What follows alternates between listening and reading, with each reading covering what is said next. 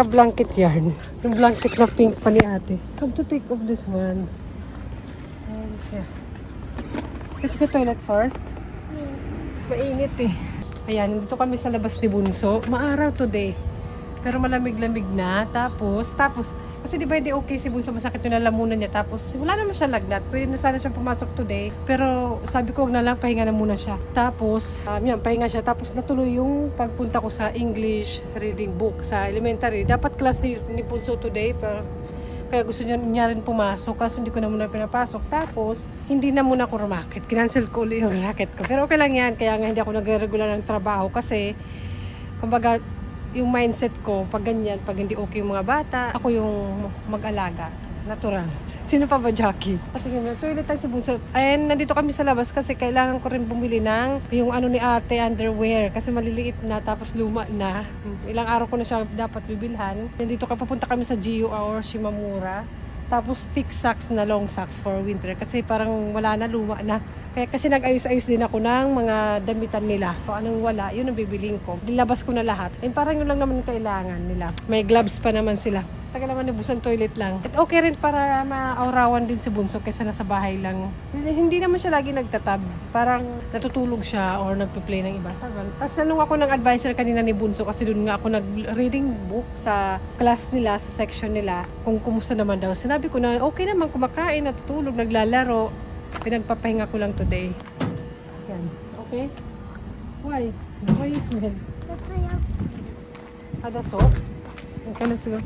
Towel ero. Saan mo? Ay, nag-ano lang kami, nagsasakyan. Charot, nag-bike.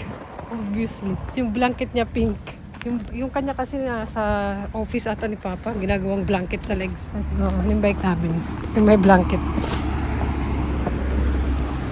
Let's go, babe. Dito kami sa gym. Sale ba sila? Okay naman. Oh, yeah, price. Gusto ko to. 4,000. Ang ganda naman ng kulay nito. How much ba? Ang ganda ng kulay niya. 3, 4. Yung kay ate. Where is it? Ito for children yan eh. Only 2. I want more. One set more. Just 2 pieces. 2 pieces lang siya. Gusto ko yung maramihan. Tsaka naman. Ito leggings. Tsaka. Hoy! Makaka-copyright si Jackie Happy in Japan. Huwag kang kumanta-kanta dyan. Sabi ganun. No more long socks. That's good. I don't need it. Talaga naman, oh. Hindi pa papigil yung music na yan. Kaya ayan, i-mute natin. Magsasalita na lang ako. Ayun. Anak, oh. Be. You want this? Nagkikita mo ng pantulog. Wala. Yung maramihan na 6 pieces sana. Wala. Parang meron yun sa Uniqlo. Mga tig 1,000 plus. Pang baby. Wag na. Doon tayo sa sa Shimamura. Tara. Ito lang socks. But for ito? For adult. For adult siya. Sa Shimamura na lang. Tara. Let's go. Ito yung parang ganito ba? Pero pang adult siya eh. 990. Parang ganito may binili ako. Yung akin. Pwede kaya kay ate is? Hindi naman pwedeng tingnan ata. Ayun, mura na siya kasi 990 ba? Let's go. Where are we going? Bye, ate. Here, dito tayo. Shimamura. Ang ganda rin mga damit dito. Tapos hindi gaano mahal. Ito yung natin yung mga yung naraunan shoes na sale. Kailangan natin 900 lang. Over there, the 4 kids. Maganda din to dito. Madalas din ako bumibili dito ng needs ng mga bata. Tsaka yung mga underwear pang mainit. For kids. Kaya yung mga ganito oh. Dito ako bumili ng ko noon. Leggings. Mura lang bili ko. Ito pang winter. Tignan yung loob niya. Saan ba yung pang bata? Okay, kasi. Ayan. Ito. Parang mas mahal. Dalawa lang, 790. May sale ba? Ito sale. Size. Ano kayong size? 165. Parang mas mahal siya, no? Ang cute naman. 490. 4 boys to. Isa lang. Kamahal naman. Size ni ate is 140. Ito. Maganda cotton to eh. Ayoko ng ganito. Cold. Ito, mahaba siya. For winter. Gusto ko binibili yung parang unisex. O ganito. Ay, unisex may heart. Parang wala. Ba? Tapos na kami. Meron naman ako nabili. Ayan. Konti lang, tsaka yung parang sale. Mama, I can eat this. In the bicycle? So we can go, yeah. Let's go. Gatsa-gatsa, oh. Pag na yan na, okay na yung mapabili siya yan. But how much is this? Hak yen? Forget. Pag na yan na, hindi ako maswerte dyan. Mga ganyan. Kayo ba? Nakabili naman kami doon sa Shimamura. Alam, malapit na yung New Year. Ito sa New Year to eh. Ito Pasko. How much ba the cake? Makapagtanong, anak. Sechi, Yore. Pag New Year. Magpapa-reserve. For Christmas and New Year na. Tara, dito ka bumili. Shimamura. Up, down. Nga na, pang winter na yung mga nakatinda. May sale pa naman. Bumili ako ng pang short ni ate na pang summer. Magagamit na yun kasi pag nakadress siya. Di ba? Mura lang. May pakita ko sa inyo. Kaya siguro siya. Naka-helmet pa rin. Why you wearing helmet until now? Okay naman siya. Hindi alata. Mabili nga eh. Ay, let's buy food here or another. What do you want for lunch? Lunchtime na eh. McDonald's. Gusto ko sanang mag-supermarket dito. Kasi mura dito ata. Okay. Gusto ko mag-supermarket dito. Mura eh. Yung broccoli 98 lang. Wait. Yung broccoli mura lang. Let's buy here. Mga mura lang here. Let's buy here. Sa hindi. Ano ka na? Mura dito eh. We'll buy. Travel. Mate, stay here, ne? Mama, supermarket dito. Supermarket tayo.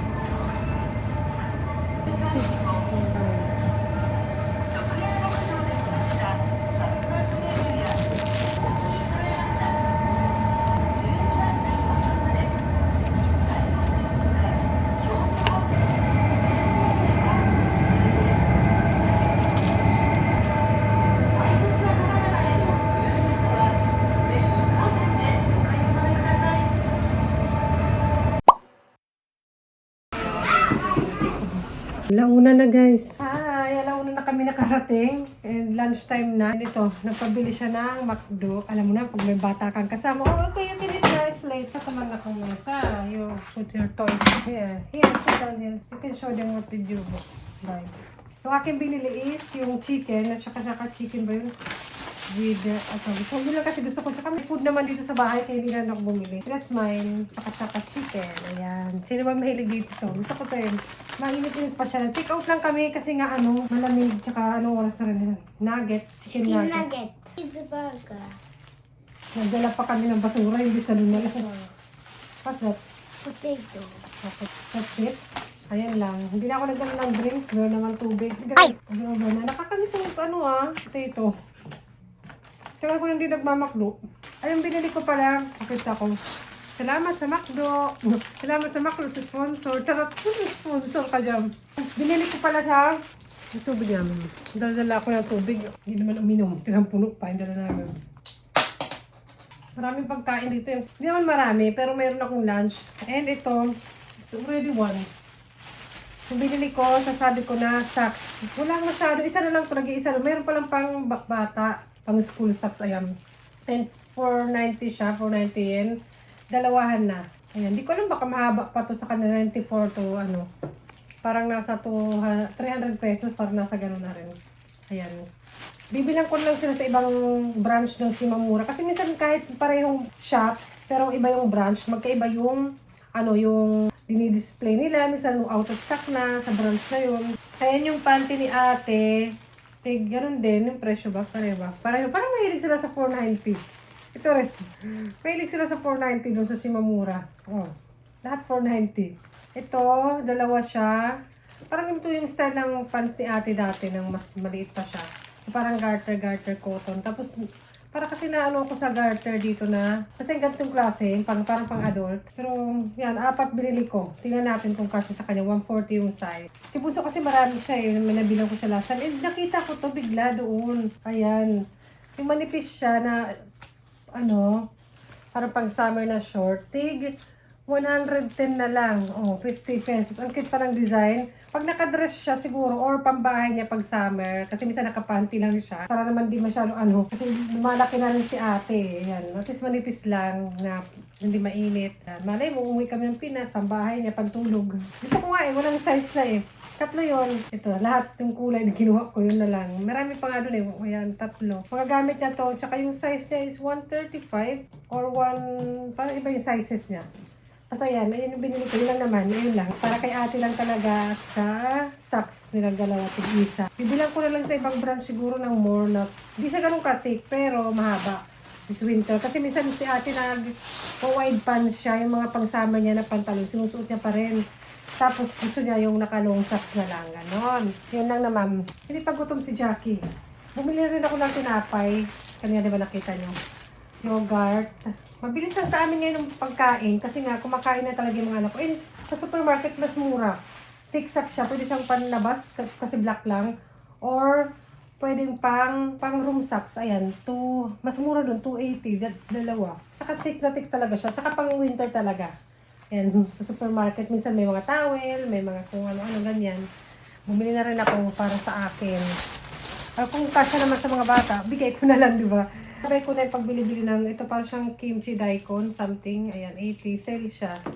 And apple, sale. Lahat na lang sale, 100. And pipino, 100. Oh, lahat na lang sale. Bacon, kasi breakfast nila, egg and bacon, tapos bread. Ayan, toast bread. Kaya bumili ako, wala na kasi. Wala kasi yung binibilang ko na maramihan na shop. Nag-renovate sila in gatas. Nandun na rin naman ako, bumili na lang ako ng iba yun lang. Di ba? Ang dami kong binili. Yung mga nerd. So, ganun. Kumain ka na nga. Nagugutom ka lang. How about good? No more pickles? Ay, buti bumili na akong gatas. Wala na. Kung na yung 1 box na lang natitira. Buti na lang. Ito mamaya. Kainin natin. Tulagi ko sa rin. May tara pa nga ditong ulam na kagabi eh. Kaya yung kainin ko. Tsaka yung manok yung ulam ko yun. Diba? May pang ulam si Jack.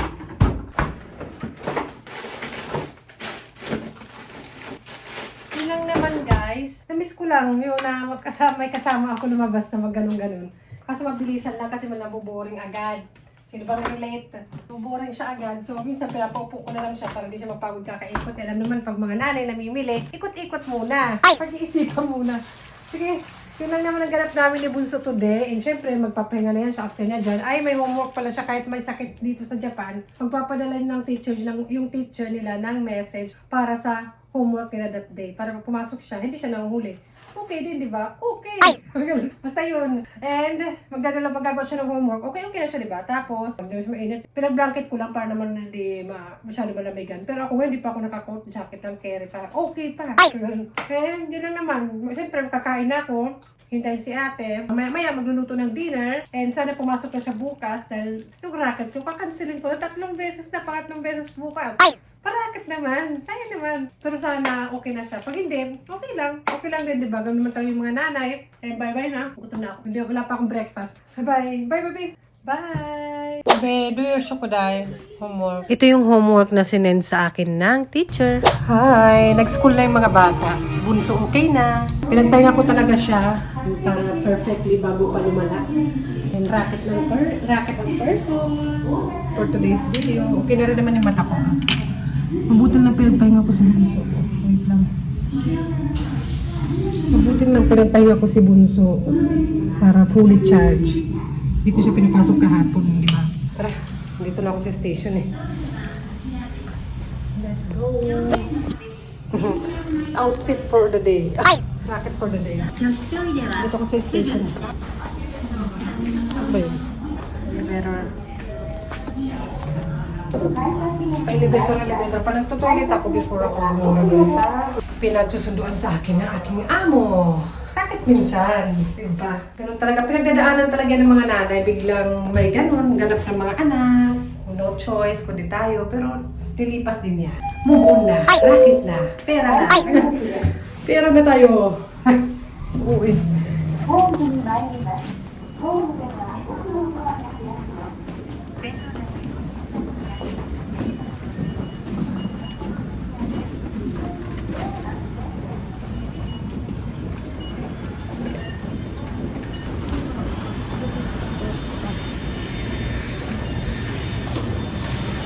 Yung tagalinis sa building dito, tinan nyo matanda na, o diba, racket? May locker. Racket of the day. Ganun talaga. Yun lang, hindi rin ako makakapag-update sa inyo kasi racket yun eh. Yung amo ko na nga nag-drive, siya pa magbubukas ng gate. O diba? Bye!